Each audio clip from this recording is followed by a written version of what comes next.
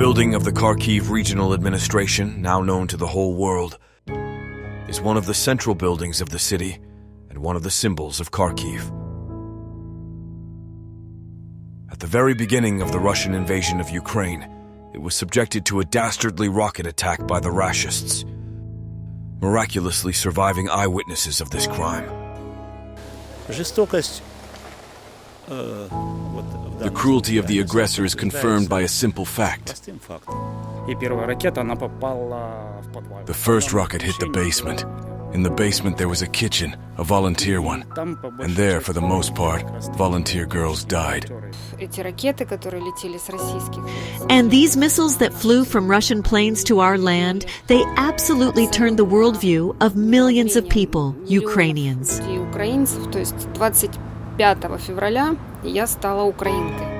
On February 25th, I became Ukrainian. There is absolutely no Ukrainian blood in me.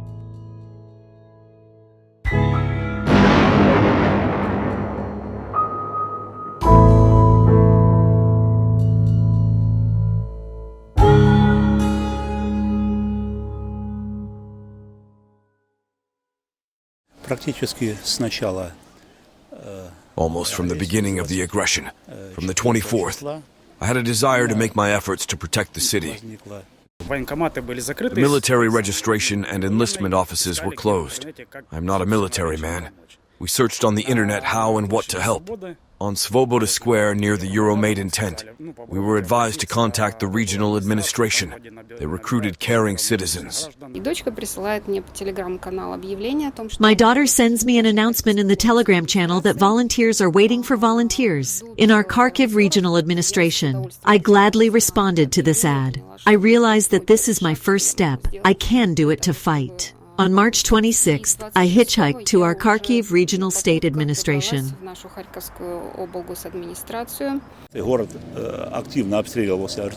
The city was actively shelled by artillery already on March 25th. My friend and I decided to drive up to the regional administration. We went to the regional administration, where at that time there was a fairly large number of people from among the volunteers who voluntarily came to help. They just went out and asked, "Cooks are needed," and the girls or guys come forward. They went to the kitchen. Then drivers were needed, and I became a driver.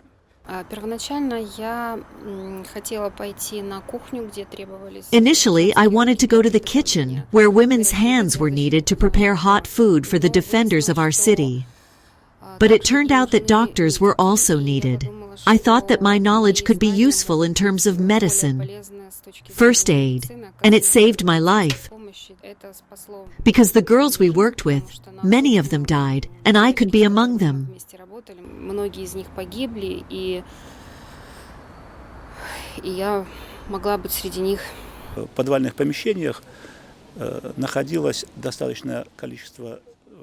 In the basement, there were a sufficient number of residents, women, children who lived in nearby houses.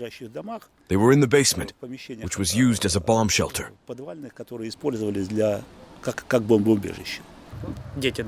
There were even children, local residents of nearby houses and areas. They probably thought it would be safer there.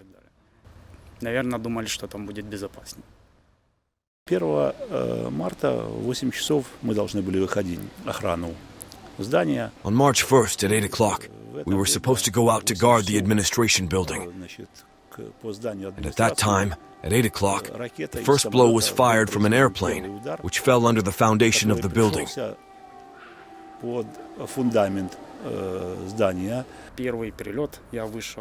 The first arrival. I went out to drink coffee, smoke in the courtyard, and the first rocket hit the basement. In the basement there was a kitchen, a volunteer one, and there, for the most part, volunteer girls died. I went to get a cup of tea. With this cup of tea, I followed to my room to pick up the lads and go to the changing of the guard. At this time, a blow followed. I was hit by the blast, and the column in the lobby of the first floor of the regional administration saved me.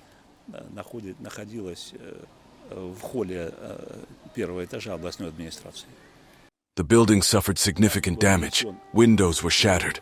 Doors and windows were blown out by the blast, and several people were injured. Chaos ensued. Несколько человек. Образовался такой хаос. Я вышел на улицу, где производилась смена караула. I went outside, where the changing of the guard was taking place on the left side of the building, in the courtyard. And at that time there was a second blow after 8, 10 minutes, which caused a collapse and caused the death of more than 30 people.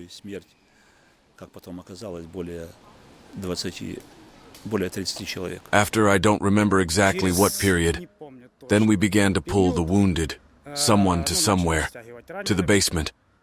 All the yards were filled in. There was really no passage. I climbed out of the basement for the second time. The rescuers had already arrived. Or maybe they haven't arrived yet, but they arrived quickly. And then came the second blow. He broke through the roof and broke through several floors. At that moment, we had no time to worry, to suffer, to be afraid. Everyone stood in their place, stood and began to do what they can. There were many wounded. There was a lot of cement dust, suspension. Everyone was in cement dust, in brick dust. All wounds were covered in dust. It was very difficult to process. They were seriously injured. Who was hit by fragments of bricks, concrete, walls, doors. There were those who were slashed by glass fragments. The glasses were sticking out of the wounds. We took out these glasses, bandaged the wounds until the ambulance arrived.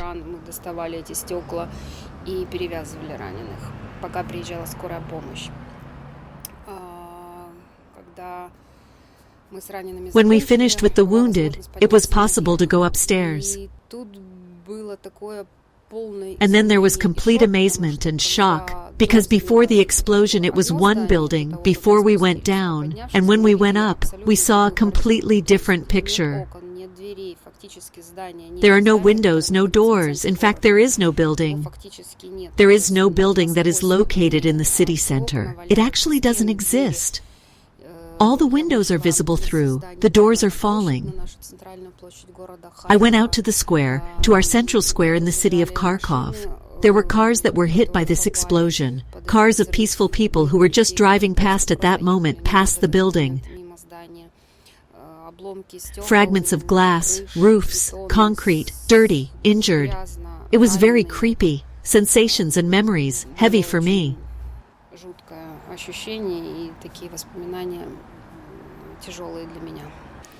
В результате первого удара погиб один наш парень, Богдан. As a result of the first blow, one of our guys, Bogdan, died.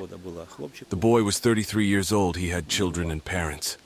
Остались дети, родители. And only now we are beginning to understand what happened. Those Russian missiles that landed on our heads, they killed civilians. These were some of the best Kharkiv citizens who came in the first days of the war to defend their city, their families, their home, their land.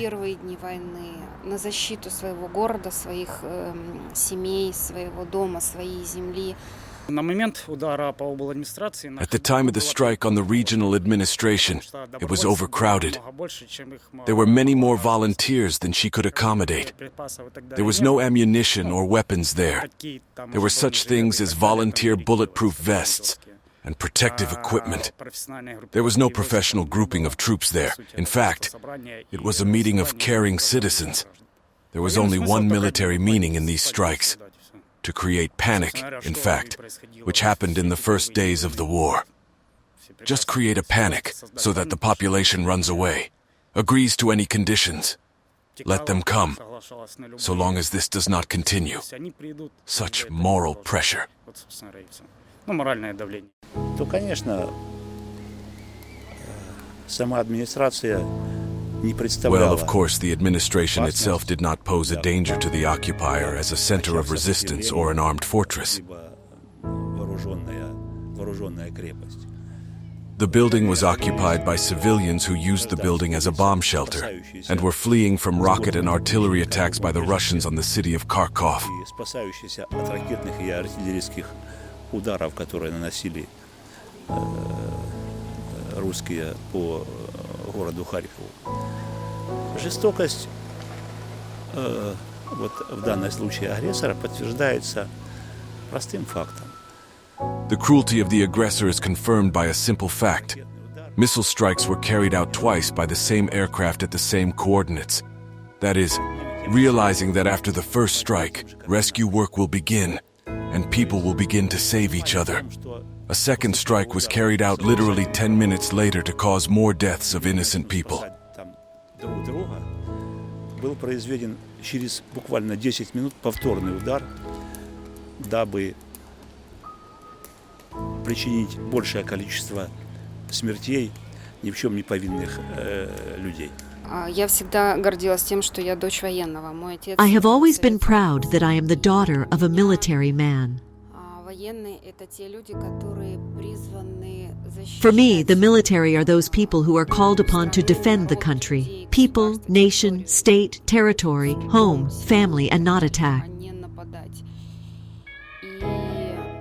And these missiles that flew from Russian planes to our land, they absolutely turned the worldview of millions of people, Ukrainians. On February 25th, I became Ukrainian. Миллионов людей украинцев, то есть 25 февраля я стала украинкой. Вот почувствовала себя украинкой. Во мне нет украинской крови абсолютно. There is absolutely no Ukrainian blood in me. On February 25th, I became Ukrainian, and I still don't understand how one state, some people can decide that they can come to kill other people, attack another country, another land, my house, my land, where my family, where I live. Who gave them such a right?